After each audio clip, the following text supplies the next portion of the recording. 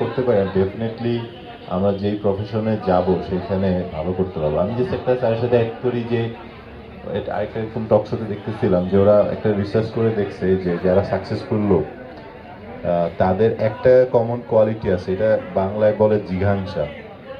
মানে when they have a মানে eye on something they will go 100% for it।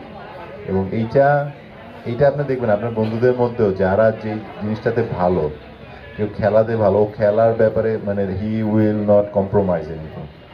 তো ওই ওই রকম আমরা যদি মনে করি যে না, আমি এই পার্টিকুলারলি এই জায়গাটা ভালো হবই বা এইখানে ঢুকবো, আমার যদি একদম একদম মনে করেন সেই টার্গেটটা থাকে 100%, ওইটা সফল হবেই।